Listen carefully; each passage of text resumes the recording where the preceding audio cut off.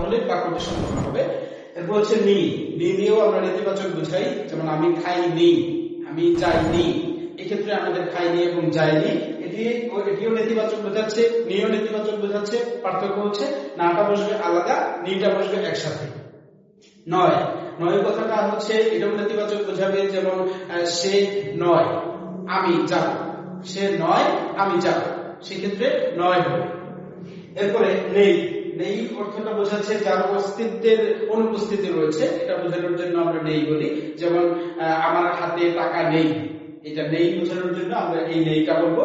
আর নই কথাটা বোঝানোর জন্য আমরা বাক্যটাকে যদি আমরা দেখি, বাক্যের কর্তা হচ্ছে উত্তম পুরুষে, যেমন আমরা মন্দ নই বা আমি খারাপ নই।